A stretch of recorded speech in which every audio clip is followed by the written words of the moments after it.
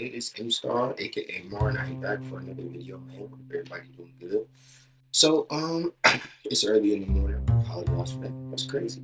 But it is early in the morning, man. But I wanted to get started, get a jump on this. And I appreciate the love. I appreciate the support, man. By now, part one should be at 100 views. So let's do a round of applause. My first 100 views, man.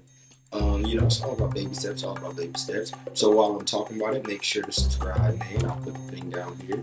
I just learned how to edit, so if you see a little bump right here, that's improvement, man. That's what we're talking about. But today I'm gonna slide into part two. Totally not Mark. He already dropped part four, so I'm definitely gonna get out 2 videos today. I'm recording today. Hopefully I can push them on the next 2 days. So hopefully y'all see 2 videos back to back. If you see that, say good job, Marlon, in the comments. I appreciate it.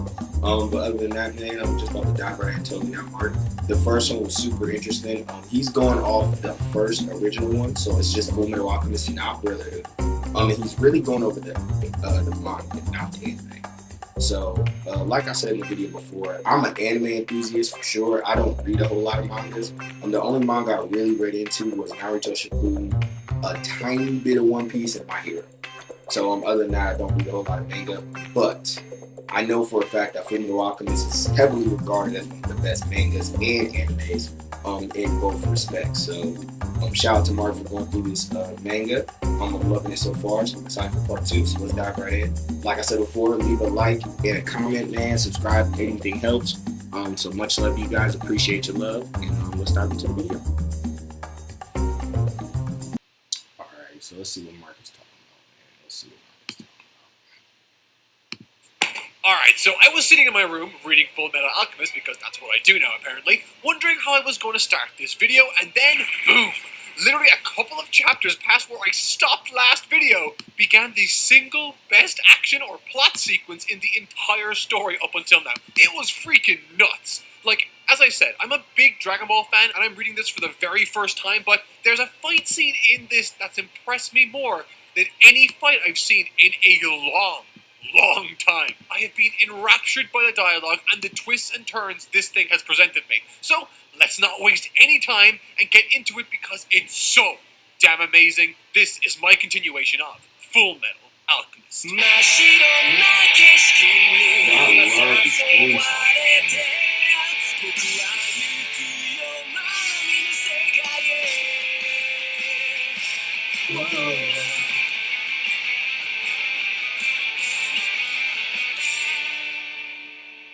Deception, espionage, thrilling action, like way too much fire.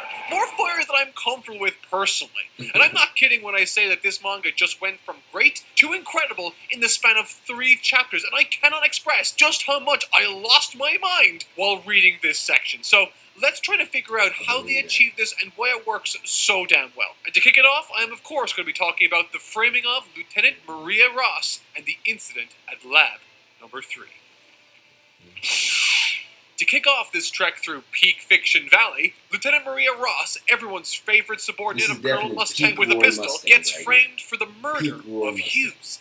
Now, at no point did I think that she was actually guilty or to blame. The story is written such that you're meant to sympathize with her, which makes what happens later, oh, so much more spicy. Arakawa, you're one sadistic woman that has a weird obsession with cows, but that's okay because you write incredible stories. But honestly, a lot of that deception here in this section is... I gotta go back to that. What is that cow about? That has a weird obsession with cows. I never understood what the cow thing was about. I always peeped it. I've probably seen Fullmetal Alchemist, even the original one, over 3 or 4 times because I watched it for the first time when I was 12. So over the course of the years, I peeped this little cow just being thrown in there randomly. And that's in the manga. That's okay because like that, he'll just be thrown in. You just be like, "What is this cow doing?" So I'm gonna make a short of this. Leave a comment. What is this cow? Why did she put this in here? What does this mean? You write incredible stories, but honestly, a lot of that deception here in this section is quite thinly veiled. However, with that said, it did cause me to become all the more anxious, so that's a good thing. With Ross being wrongfully framed, Edward and Al finding out about this last minute, and Barry looking to spring her from the prison, this was clearly all building to something significant, and boy, oh boy, was it ever. Maria Ross, Dana.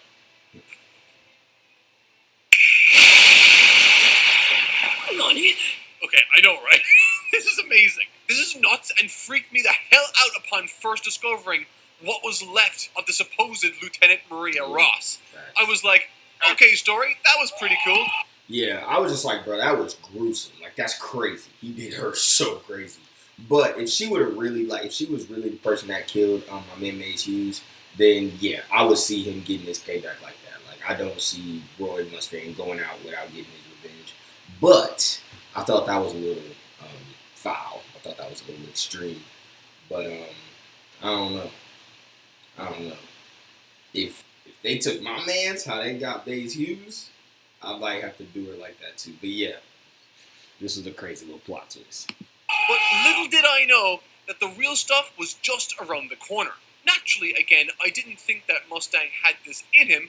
He had been so dedicated to figuring out who unalived Hughes that there'd be no way that he'd be willing to, without hesitation, overreact to an escaping convict like this. No chance, particularly when it comes to Ross, especially given what we know about her situation, which you might see as a negative in the story. Should I have thought this was genuine? I don't really know, but I honestly don't think it matters because, once again, this all just made me lean in that much more as a reader. Something big was going down and we weren't being told about it. Now, that said, when the dental records came up as a match, I did have a brief moment of pause to second guess myself, but you know what? I said no way. No way Mustang did that. They had to figure out some way around that. And the fallout of this after is handled remarkably well. Got a technical background, looking to go remote. But yeah, and Roy get Mustang paid plotted out this entire become a plan, software like, engineer in 10 master. months with Like, crack. he's a master class. Learn to code company. real Like, business he's just pulling the projects, strings from in simple the web background. pages He to can fool complete anybody. applications. Because Edward Elric didn't see any of this coming.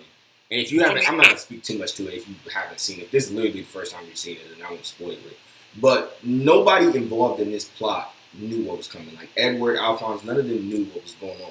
So yeah, Mustang is definitely a mastermind. To the prior chapter to this Boy's one, a the genius. framing of events and tone of the material is far much more subdued and sad, as Ed and Al go to visit Hughes' family to explain themselves and to, well, apologize. There's an interesting lack of text or dialogue, instead allowing us to just exist in these moments with these characters. It's some of my favorite panel work by Arakawa, in all honesty, and I think that's saying something given what she's done so far. Much the same way Ghibli knows how to use silence in their productions to evoke certain feelings from their audiences, Arakawa in this chapter knew how to strip back her stories such that the dialogue doesn't get in the way of these compositions she's constructed. Facts. And like in the anime, I can definitely speak to the same tone. Like you can feel the, it's like it's sadness, but it's even more than that. It's like this sorrow. That's really what it is. It's that sorrow. It's that when you miss somebody, you know what I'm saying? Because Maze is gone, and they're just kind of soaking in the fact that, you know, well, I'm talking about in Edward's perspective. He's kind of soaking in the fact that this may be my fault. You know what I mean? And I played a big role in this. And had I not came in and he not been trying to help me, he may be here. He may be with his family. And why his mom, I mean not his mom, and why Mace Hughes' wife, you know what I'm saying, is feeling so bad that, you know, she lost her husband. She's also trying to make sure that Edward doesn't feel that way. Doesn't feel like it's his fault and all that stuff and that he's responsible for his death. Because at the end of the day, it's Hughes', you know, one is Hughes' job, and two, it's Hughes' right to want to help somebody. You know what I'm saying? If you go out trying to help somebody, that was your decision at the end of the day. But yeah, it was just a moment. And for anybody who watched it, you can just feel it. Feel it in your chest, you feel me? So this was a moment for sure. She did her thing. It's fantastic, and it only gets better from here.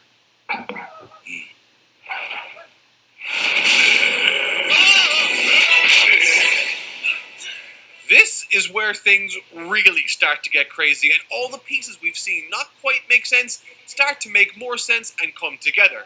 Okay, not exactly. There's still some confusion when Armstrong randomly attacks Edward's arm out of nowhere and then drags him back to his hometown for, quote, repairs, wink wink, and then you get Mustang chatting on the phone to his girlfriend, wink wink, and from this point on, when the attack on Barry the Chopper using his old body occurs in the apartment that they were hiding out in, I honestly don't think I was prepared for what ultimately happened afterwards. As I mentioned in my last video, this seems to be a story that has its focus squarely on the characters and their respective stories. Yeah. And as a result, the story itself has been spectacular, but there hasn't been as much emphasis on fighting as I would have come to expect from certain shonen stories.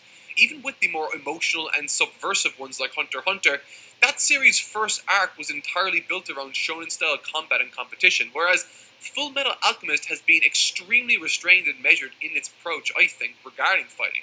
Well, that is up until now, Yeah, that all because changes. from this initial fight spawns the single best and most exciting sequences of fights I've seen in years as a reviewer, and I mean that. So again, just for context, my mindset going into this was that I expected It's something... like Full Metal went that route, you know, when the girl holds out for a little bit, you know what I'm saying, for a couple weeks, you gotta text her and flirt with her and do all that extra stuff. It just hits that much better when you finally get in, you know what I mean? So like I feel like that's the route Full Metal went when they were with the action. They were like, you know, we're gonna tease it. So they had the little fight scenes, you know what I'm saying? They did a little alchemy, but we're not gonna get really into it until, you know what I'm saying, a few chapters in. So I feel like that's how Full Metal looked at it, and they put it off at an expert level, man. They did their thing. Was up with Mustang and that Ross had to be somewhere. She couldn't be dead. But I had no idea how Barry the Chopper and his crew hiding out in the apartment fitted into this equation. And just as I'm thinking that, Lanfan senses 20 souls encroaching on their location. Now, that's a super handy-dandy ability, and as soon as Mustang rallies his forces for support, Lanfan just pieces out and rushes towards those 20 souls. But first of all, can we just appreciate Mustang's subversion here? All of those secret conversations were all set up for this ambush of an ambush, to leverage this occasion to bring him closer to the answers that he's looking for. The truth within the truth, if you will, or whatever that Marco guy said. Havok and Hawkeye pretty much go all guns blazing, trying to make a difference, and that's when something unaccounted for goes wrong. いけない。電話はまたにするわ。こっちもお客が来てしまった。Oh my god! Time to deal with this now, and so bullets don't seem to work. Not great, given that you're the bullet girl. Okay, think about things. And it's around here I remembered what Lanfan said earlier, right before she dashed away. She sensed 20 souls, but then found envy. They have all these lives trapped inside of them, or at least that's my impression right now, that's my theory. Maybe Greed never cared about dying because he had so many souls inside of him already. He had an overabundance of them, you could say. I mean, that tracks with the Greed moniker, right? And Gluttony, I can imagine the same is true for him, given how many times he's been shot and laughed it off like it was nothing. But hey, this girl seems to be doing a number on Envy, successfully one-upping Envy time and again, but not before shooting a flare to alert Mustang to their location. Hopefully, he can get there in time to save Hawkeye from Gluttony. She really is. I mean, she was a trained ninja, so I guess we should. And this is just the beginning, guys. Can we talk about this not even being the good bit yet? Okay, I have to chill. Breathe, man. I gotta go back to me. I'll be back. So you're a professional. Get it together. I'm back. Let's This do is it. amazing. Okay, everyone follows the body of Barry the Chopper back to Laboratory 3 as it retreats back to base. And this is where stuff goes down. My God, does it go down. So, the first thing that blew my eyebrows off was the girlfriend Havok has been talking about lightheartedly over the course of these last few chapters. It's lust. And she's ready to throw hands or nails or whatever the hell she's doing. The most obvious reveal ever. The most obvious discovery. They didn't even dress her up or try to, you know what I'm saying, make it hidden. They just gave it to us. Like, yeah, he's dating a homunculus. Bro's an idiot. I'm not gonna lie. But whatever it is, it's scary and also kind of hot, but really scary primarily. And guys, this section is like revelation after revelation. I know I sound like I'm freaking out, but that's really the energy of these chapters. For a story that's been holding its cards super close to its chest since the beginning, only filtering the info out slowly across many chapters, seeing this flood of information was insane. Like Lust demonstrating that her core is the Philosopher's Stone and it's how they were created. Like, I don't even know what that means. Mustang and Havok versus Lust, I guess. She's been present the entire series, but now she's taking center stage. It's time to face Lust. This is top tier shonen shenanigans, if ever I did see it, in the best of ways. My God, the beauty of this sequence is mwah, chef's kiss. I just have to gush for a few seconds, alright, because I found it that exciting. And one of the reasons it's great is primarily due to the power system of the world in question. You can look at any great shonen story, and 9 times out of 10, their best fights are the ones that can exist only within their established world. Well, once you remove character at least.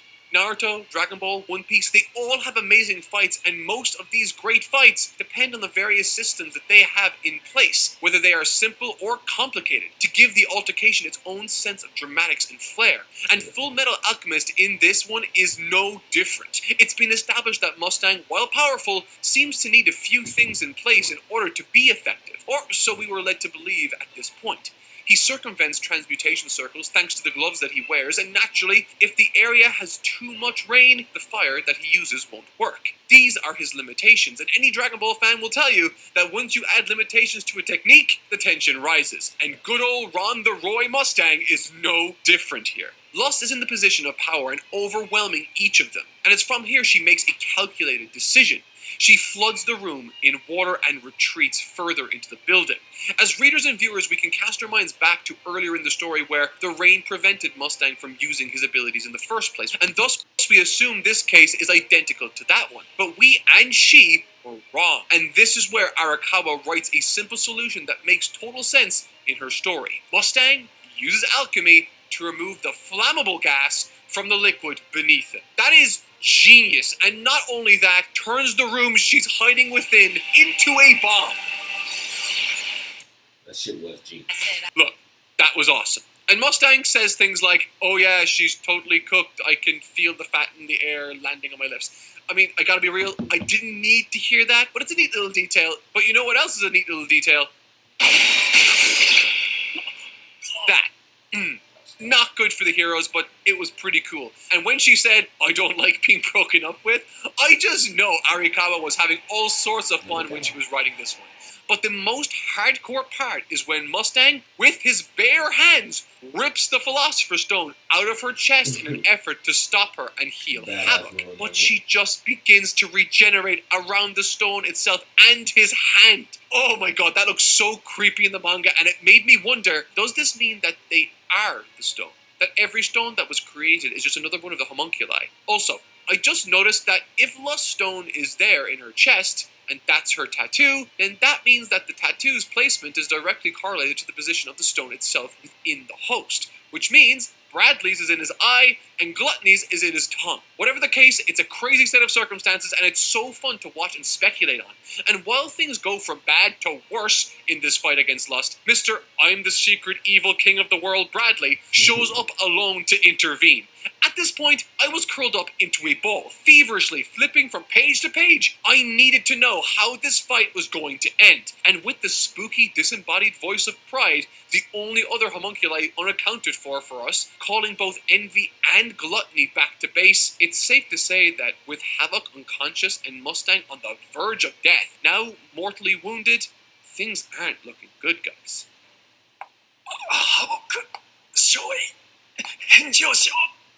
So Lust walks away from Mustang, leaving him to bleed out, instead choosing to confront Alphonse Elric. And while this could be considered the downbeat of the segment, there's a lot of narrative resonance to it, I think. A big motivating factor for Al moving forward is to ensure that no one has to pay for his mistakes or lack of ability again. And when you think about it, he's every bit as capable as his older brother.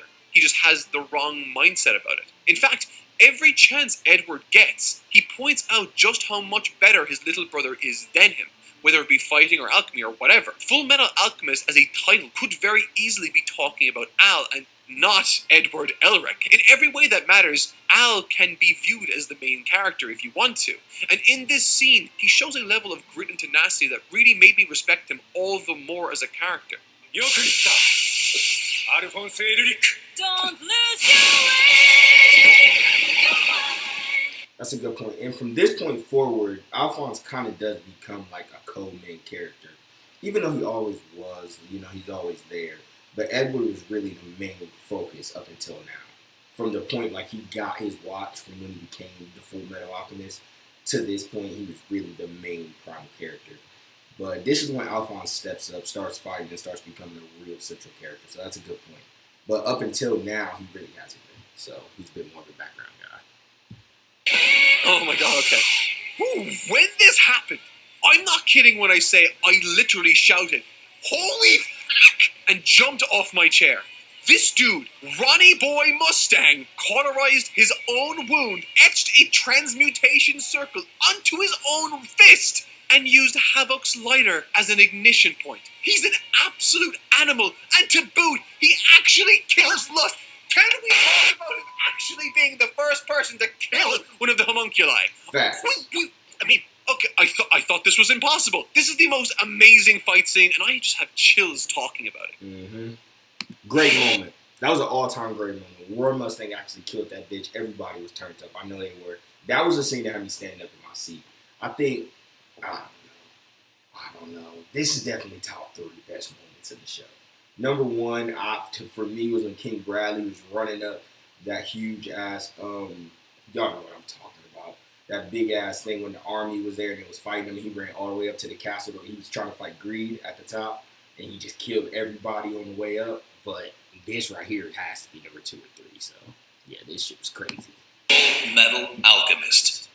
Switching gears now, we have Edward's side of the story to talk about and analyze. If you remember, he was dragged away before all this epic stuff went down, and while he does get dragged off to the middle of the desert to sea and not dead Maria Ross, oh hey, look, yeah, she's pretty alive, and some ruins, I gotta say the best part of this section reveals even more than what Alan Mustang got up to with Miss Lust Combust.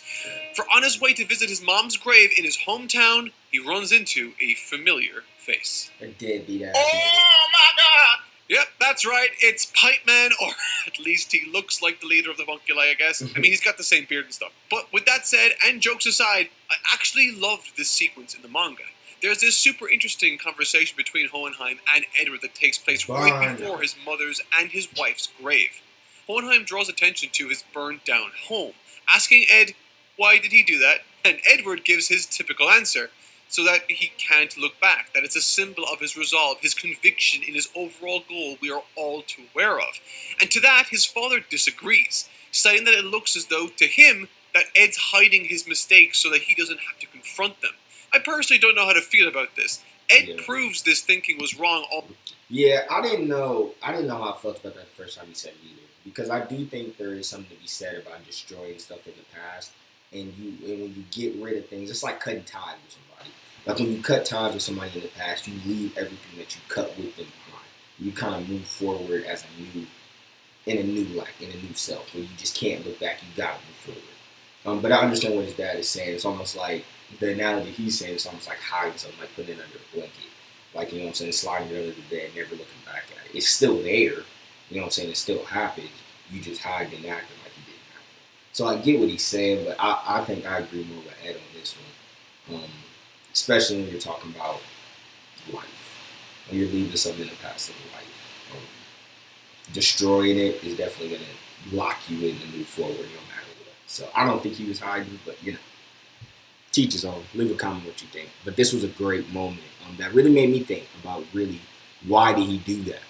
What was the real reason behind it? What does that mean? With burning down that house and doing everything he did, leaving Winry behind, all that stuff. Almost right away later in the story, but then again, I don't know if he'd have dug up that body in the backyard had he not felt his father could have been onto something. But ignoring that for just a second, I do think it's interesting that he, Hohenheim, levels that criticism at Edward, his son. And my working theory right now is that it could very well be Hohenheim projecting. Think about it. At this moment in time, we have no clue as to why he's been gone for all these years. And then we see a scene like this.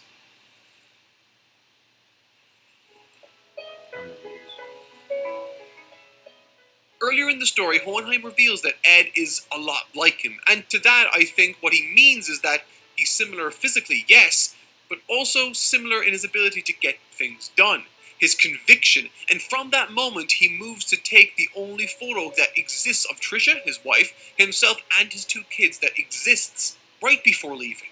However, not before saying that something terrible is coming and that Pinako should leave this country. Okay, so obviously, I'm excited for the implications of that last line, but I'd also like to further analyze what just happened here because the aftermath is sort of incredible. To confront what his dad just said, Edward, like I said, digs up the supposed body of his mother and discovers that not the bones nor the hair match his mother in the slightest. And through this discovery, it's revealed to Edward that he may be closer to helping his brother regain his body than he might think, and the connection made here is memory. ごめんな Holy crap, The yeah, analysis crazy. and questions Ed posits to the group upon his return are unreal, proving that Al is the real Al because he has memories that he, Edward, couldn't possibly know about, and says that Al's new memories, the ones made after the incident, must be being stored in his body somewhere. That there's a connection between the body and soul, and that connection is the spirit. Al needs a physical body to house his thoughts and memories, and so that's his theory, that it must exist somewhere. And I think it's an awesome theory because it correlates perfectly with what Barry the Chopper's body confirmed for us earlier in the story. What was once so random now acts as a clever piece of foreshadowing of this very thread that I never anticipated.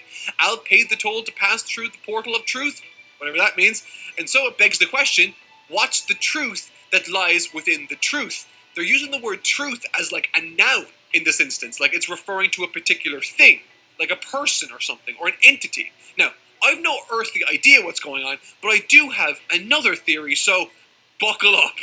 I'm calling it here that Hohenheim is the leader of the homunculi, but even further beyond that, there's a moment he shares with Pinnacle where he alludes to not appearing to age.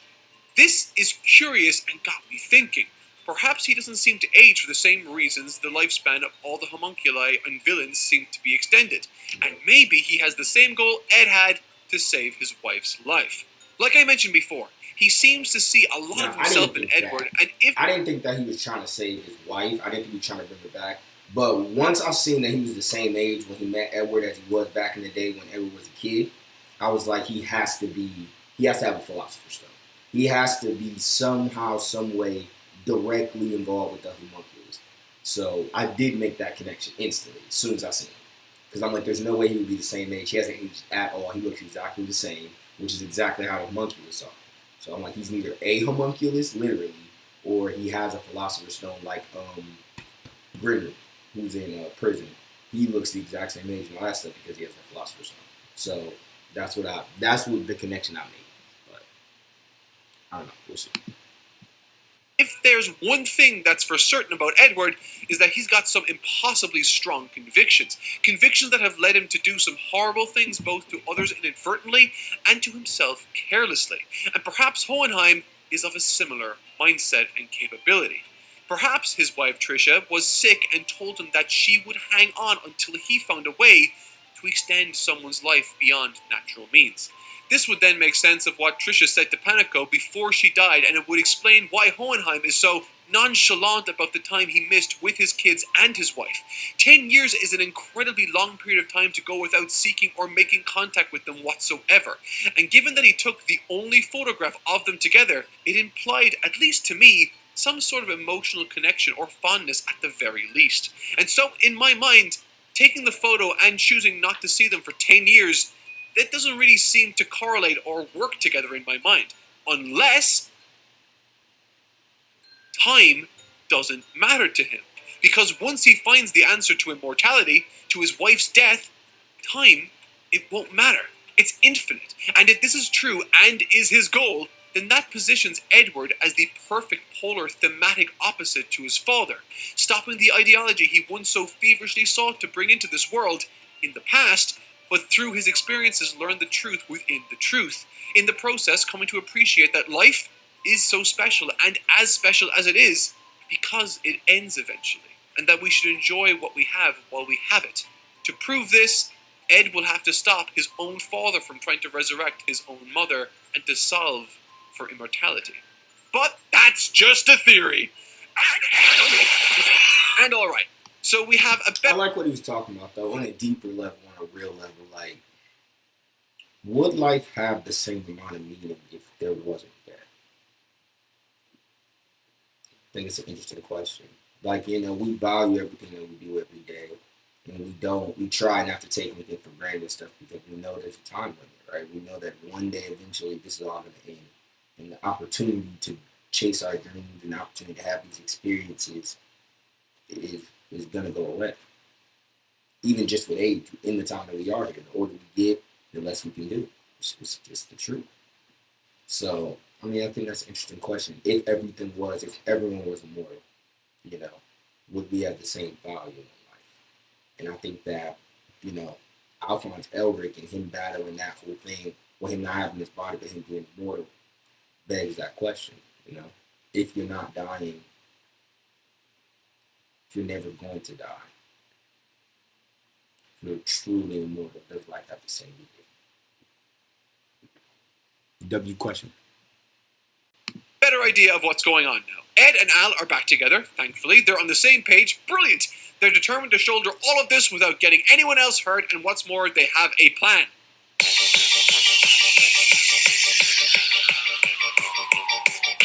This is a great plan. It might have a million different ways it can fail, might not get them what they want, and might also unalive them both, but it's a great plan nevertheless, using themselves as bait to lure in the homunculi to rescue their supposedly valuable selves. This is a very clever and ballsy move by Edward, and I honestly love it. It's so exciting to watch too, particularly when Gluttony and, oh, I forgot to mention, Glut and Envy got Marco before Breda and Mustang did to help Havoc, and he can't walk, it's sad, whatever. But as I was saying, this is a great plan, simply because this time we have a backup, and I'm not talking about Mustang.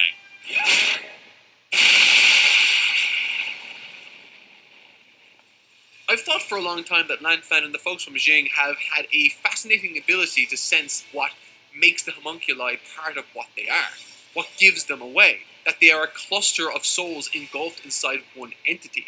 It's a spooky fact, but were it to be true, it's kind of a remarkably handy trait for them to possess. And this ability they have, it works. They get their hands on who they're after, but as it happens, I was wrong. Not every homunculi is built the same. Wrath, apparently, he's built different. He passes as human. Not just to the broader military, not just to Edward and Al, but to Lanfan and Lynn also, which is crazy because it leads to this. He slices Lanfan. No. And, okay, this is a weird one. Not because Lanfan gets slashed, although that is certainly less than optimal for her, but, that's not what I'm talking about here. You see, in the anime, things progress as normal from this scene henceforth. The encounter continues and we switch perspectives to another altercation. However, in the manga, we get something entirely different. We get a short but illuminating scene with Hohenheim on a train that's taken over by bandits. And in this scene, he gets shot like a dozen times to no effect. He even goes as far afterwards to refer to himself as a monster. Now, I'm not a doctor, but I don't think normal human beings are able to do that. And so it further strengthens my case that he's either modified or not at all human anymore. Either way, I think it's a really strange choice for Brotherhood, the anime, to not adapt that, because on its face, it's a rather revealing and seemingly important scene, but oh well. Let's go back to the slicey slice. This is a Interesting. And I hear that mangas do that a lot. Not mangas. Animes do that a lot. Where, they take the manga that they're adapting, they just leave out important scenes for whatever reason. I always wondered why they do that. I heard they do it a lot in Naruto, where there's a whole bunch of mangas, a whole bunch of stories in there that just weren't animated, that you have to go in there to find. And that's interesting to me. I wonder what makes them go through that process. But I'm sorry, because that looks like an interesting scene, so I'm going to have to tap into the manga to see that. But if anybody knows why they do that, I'm assuming it's probably just cutting the fat, but it's interesting to me. Dramatic and strategic fight, and I didn't expect that at all. Lanfan is down, and her only defense now resides in Ling, the person she's been tasked to protect, a character that up until now has acted like a freeloading, spoiled prince. He's demonstrated some righteousness, but we've seen very little of him in serious action, predominantly leaning on a more comedic angle for a character. Until now. Immediately, he dashes to the aid of his subordinate, picking her up and confronting Wrath head-on, otherwise known as King Bradley, aka the scariest character in this story. And I think it's that aspect and our limited expectations of Ling that creates this wonder when Ling actually finds success. He employs strategy by consistently moving into his blind spot created by the eye patch and demonstrates a terrific level of combat ability. And even when cornered, he's always thinking about his next move. It's remarkable, and he even finds time to call out Bradley for being a fake king, adding a thematic element to it, that a king is for the people, not the other way around. And with that, throws a flash grenade to blind both Gluttony and Wrath, but one problem. That is freaking cool, man. Facts. I love that this story doesn't just have fights for the sake of fighting, and within these confrontations has actual strategy. Ling is wildly and very game here, achieving all of this with his limited movement. While other stories would rely on signature techniques time and time again, the combat in this story feels once again very grounded, and it's totally in keeping with the tone of the story at hand here. A world filled with so much magic and wonder, but torn apart by the bitter reality of it all. Ling doesn't use magic or secret powers to overcome wrath, but instead takes advantage of all the same traits that are apparent to us at home. Other stories that rely on names techniques certainly have their place, but there's just something so satisfyingly unique and appropriate about this story's approach. It gives it a really fresh identity, I think. And on the flip side, there's another fight that's taking place that we return to, and unsurprisingly, this one, to add variety, focuses less on the combat aspect and more on the words being exchanged here. This, by design, isn't so much a fight, but more so Edward buying as much time as he can. However, when Scar confronted Ed and Al with the ethical quagmire that was the state they left Nina following Show Tucker's horrid affair, it really elevated the reality of this story once again. Nina wasn't a throwaway character that existed in an early chapter we're allowed to forget about like Ed and Al wanted. She wasn't some NPC. She deserved moral consideration, and Edward just left her because he had no answers for her situation. Lonely, cold, and scared, they left her to just exist in pain, and Scar saw to that. Whether you agree or disagree with his approach, at least he did something. That really hit home for me. This would be like if one of the goons from the Red Ribbon Army that Goku killed was brought back to our attention by one of their family. It just retroactively changes the tone of the entire story in a brilliant way, I think. Ed does snap back at Scar. Yeah, I think that's an interesting point. And I can't help but agree. I do think that Scar at least did something. Like he stepped up. Because to leave, that whole situation is sad. But just to leave her in that state, transmuted some, chimera, mixing a dog and a human, like that's just a messed up state. I would have at least put her out of her misery. I think that's the least you can do. I think that's showing mercy. I do. So I'll have to agree. I think Scar definitely stepped up. But I would have never thought about it like that had they not brought it up. So but that was an interesting question that Scar raised. Like, you don't think you should have stepped up? You don't think you should have did something? You don't think you kind of let that girl down? I definitely think Ed did a little bit. So. Scar concerning Winry's parents and how he took them out, but unfortunately, it was at the wrong time. 何の話? This is honestly a terrific moment that complements the reality I touched on earlier. Something I've come to learn over the years as a reviewer is that every series emphasizes different aspects of their story to transport us from point A to point B. In Dragon Ball and One Piece, it's perseverance and tenacity the story leans on.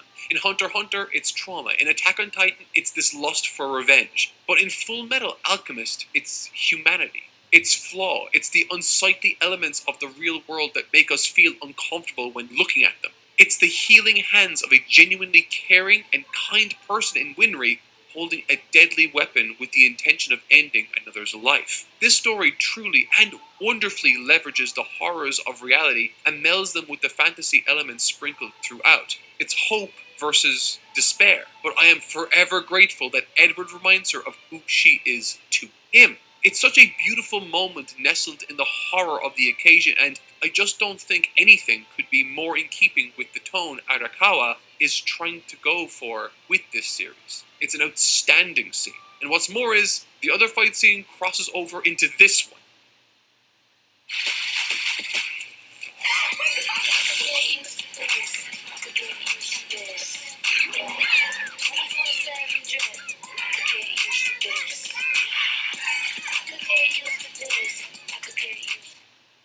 Crest 3D White Professional. Clinically proven whitening ingredients. 100% more stain removal.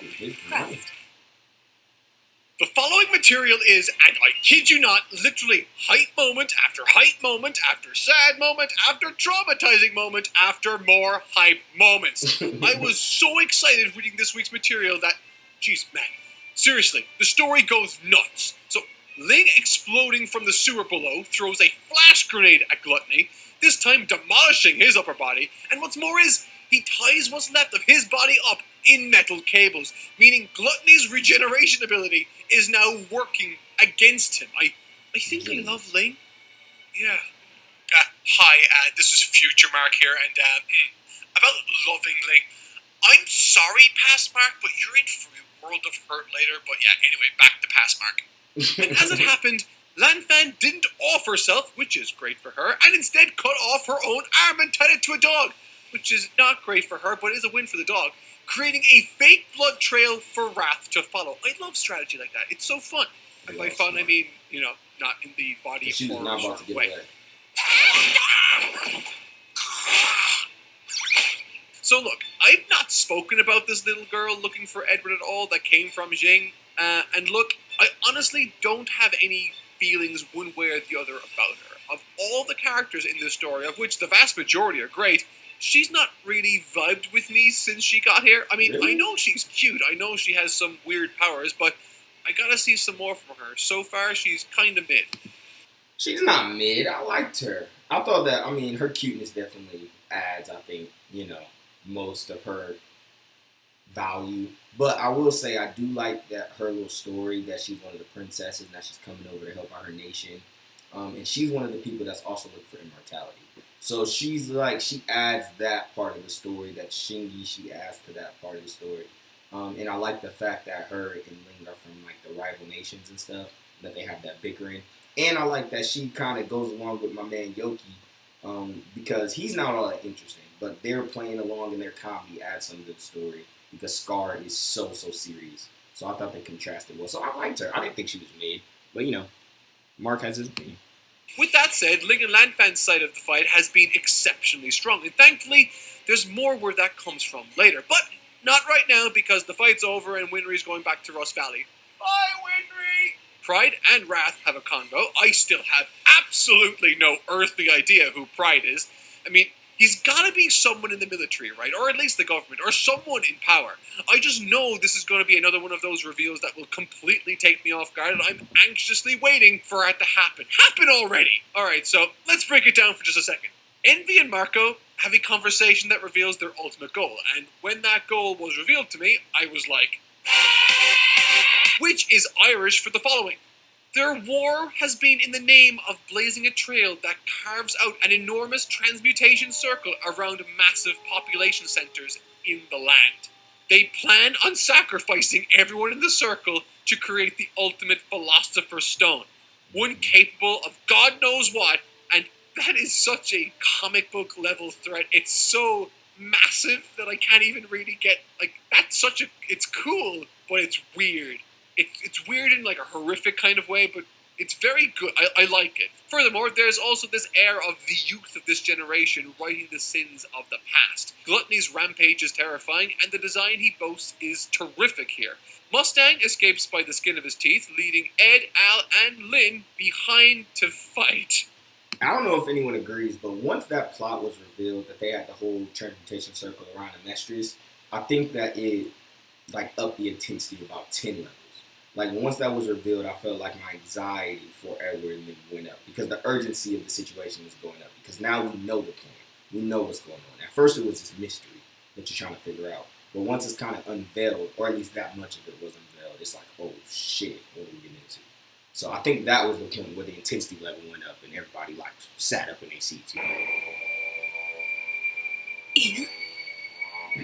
So, Envy shows up looking like a sort of horse thing that would make anyone scared of horses. Frankly, it's pretty dope though. Despite Envy showing up to take Gluttony home, they both get wrapped up into a fight with Ed, Al, and Lynn, obviously.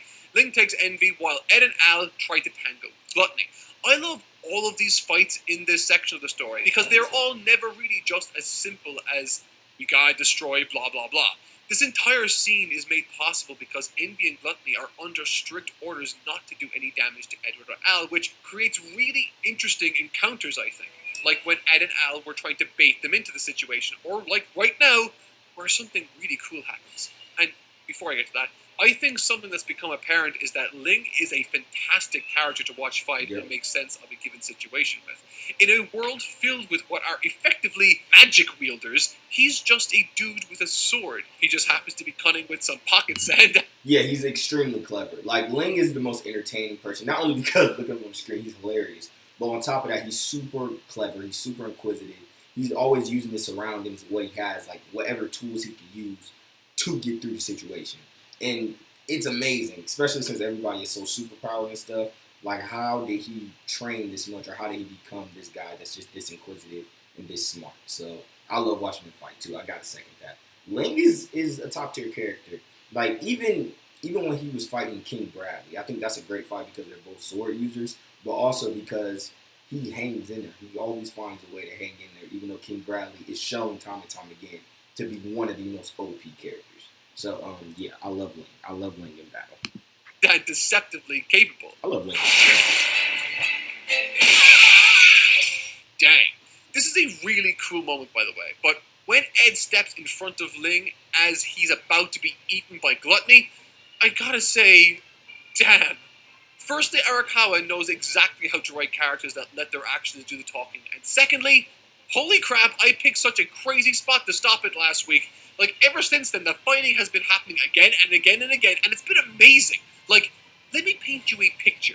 So, I'm enjoying myself, reading the manga, having fun, and then Gluttony eats both Ed and Lin whole. Like, what the hell is happening? I'm sad. Al is sad. The whole thing is sad. Okay, it's not that sad.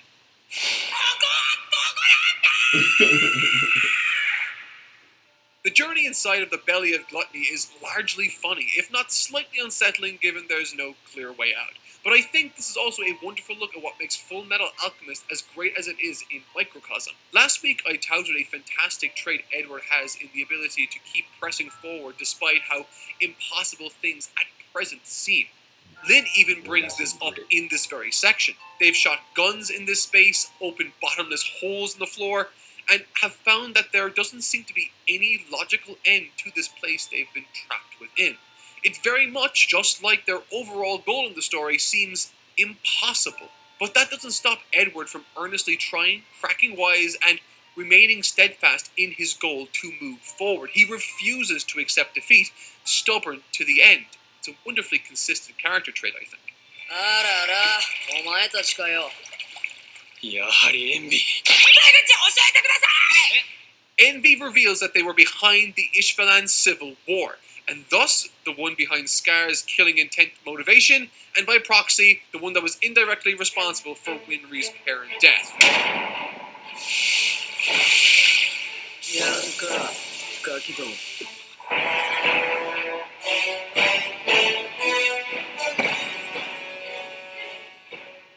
Envy's real form, ready to fight, is grotesque and almost like something out of a Berserk comic. Easily the most impressive visual in the story so far, I think. Outside of that impending fight, Arakawa is setting up the pieces of this proverbial chessboard for later. The Alphonse storyline is taken to an admittedly very interesting direction when he demonstrates further growth by thinking on his feet, by being decisive, and actually convincing the impressionable Gluttony to bring him to his father, the supervillain behind all of this. The big bad that's AKA his dad. This shit. Yeah, and I was so shocked at how easy, Gluttony did. Now, Gluttony is an idiot. We all know that. Bro is definitely an airhead. But I was surprised that literally all Alphonse had to do was ask and he would just bring him right to him. Granted, I think, father or whatever they call him at this point is strong enough to handle Alphonse regardless, so it doesn't matter. He can bring him in. But I did think he, just giving up their secret base this early in the story, I was like, it's interesting. But be interesting. And secondly, we haven't seen him in a short while, but Mustang is currently walking into the lion's den, so to speak, without knowing any better. It's extremely tense as he returns to the government HQ to see if he can find out or confirm that Wrath is in fact Wrath. Tense because we know he's going in to inspect the authenticity of this certain rumor, but additionally tense because we know that Bradley suspects him already from earlier in the story, and a general drags Mustang into a meeting room with all the higher-ups to tell this joke that he was using to test the water, and he has to do it to Bradley's face. I mean, it's a terrific scene, but I was on the edge of my seat all throughout this thing. But the long story short is, he and Hawkeye are now essentially hostages of some sort. Envy versus Lynn and Edward. So, Can't go? Do this to clear out stuck poop fast. Fiber helps you poop, right? Nope. According so what do you do when you're stuck in an infinite void and need to kill the time? Try to kill each other! The fight here confronts Edward with a lot of difficult decisions, though. Puts him into a lot of compromising situations that Ling has to bail him out of until he can't any longer. But lying dazed on the floor, Ed recognizes a piece of rock next to him. Something we've all seen, but honestly, I didn't even really twig it. The piece that was missing from the ruin he saw back in the desert. That's a really cool catch. Furthermore, the revelation that Envy is composed of all the civilians that lived in that ghost town, Xerxes, and capital A-N-D, and was the one who started the civil war by killing that little kid, actually rocked my ever-loving world when I read it. Like, I have no idea why I never suspected that before. Shapeshifting and pretending to be different people and creatures has literally been Envy's entire MO and gimmick up until now. I feel it literally fit perfect. Like, it was so perfect that she was the person that caused the whole Ishval thing to start off. Just because, like, why would somebody from a mess just randomly shoot a kid? So when they showed it earlier, it would just look pure evil. It looked like some homunculus envy shit. So when they revealed that, you're right. Like, I was like, oh my goodness, it just makes sense. Everything clicked. Like, in that moment, everything clicked. Plus, he was like the Xerxes, like, it just all came together beautifully. Beautifully came together. So she did a great job. I feel like the biggest idiot for not guessing that earlier, but Arikawa is going. And this isn't even the wildest part. Edward opens up the same sort of portal he did before, and in the process, sees Al's body. And that might be the wildest scene I think the story has ever delivered for me. I got literal chills reading that. And I'm serious, it doesn't end there because my theory was ruined. Again, in the same video, I know, whatever, okay, it's a trend right now. Fullmetal Alchemist, you beat me, okay, whatever. Remember I said that Hohenheim was the big bad behind all of this? Well, it turns out he's not, apparently. It's the evil twin brother with no memory of who their father is. He just so happens to look like Hohenheim and just so happens to have comparable powers, I guess?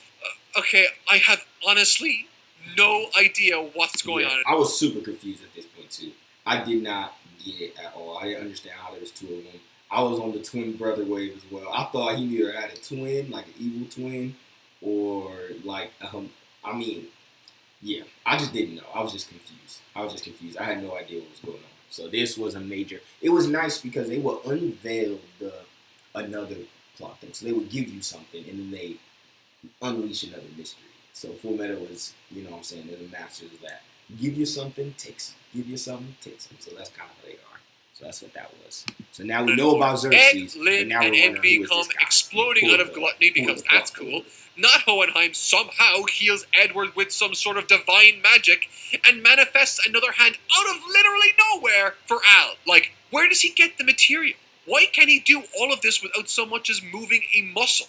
And the way with which this dude talks, like, he talks as if he was a god talking to insects. Yeah. Meanwhile, we get a short cutaway to Hohenheim for Arakawa to rub it into my wound right now because he's hiking up the mountains for some specific reason that I have no idea about. I mean, is he responsible for creating this person? I mean, maybe. Is he a person? I'm not even sure. I'm over 50 chapters deep, and I am literally more confused now than when I first started. Like, Hohenheim in the mountains, not the one in the creepy underground bunker, but the one in the mountains, who knows that something massively dangerous is happening. I mean, he warned Pinako about this. I mean, like, that's that massive event where their town is trapped in some transmutation circle. I mean, so surely he must be in on it, right? Like, guys, I'm genuinely at a complete loss here. This might be the very first time a story has completely stumped me. My theory is out the window, and I feel nothing but failure and sadness. Naturally, because all of that shock and, you know, him threatening Lynn's life because he's, quote, unimportant. Ed jumps into action against Envy. I love the contrast, by the way, we see here between Ed with conviction in this scene versus Envy, and Ed without conviction versus Envy. You know, in the depths of gluttony, he lost the will to fight, and it was reflected in how he fared against the homunculi. But here, he seems to be less concerned with Envy, and more so this dude who totally isn't his dad. And he fares much better. That is, until he turns off his transmutation powers. Seriously, the more I read, the more confused I'm becoming. And now he's turning Link into New Greed. This is the single most insane chapter. My little heart can't take it. The only thing that would make this more insane would be if Scar were to show up.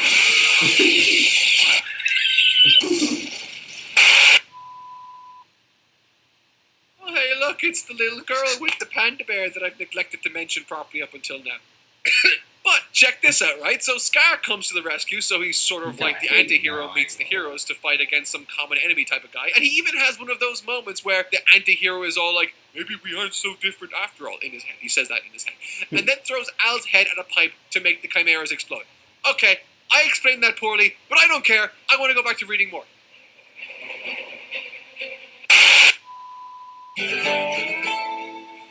Wait, is that it? Did Mark just leave the video without a conclusion? What is the conclusion? What do we do? What do we do then?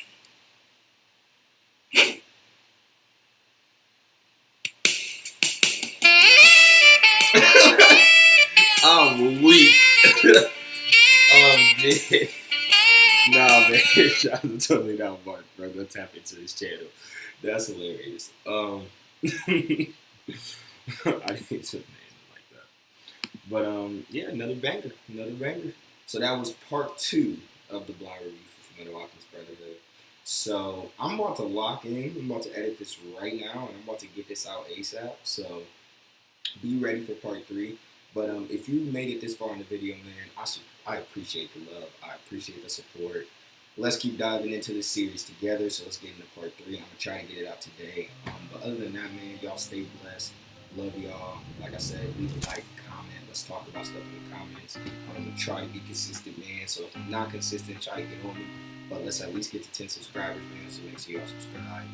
Love y'all. Keep watching and stay blessed. Peace.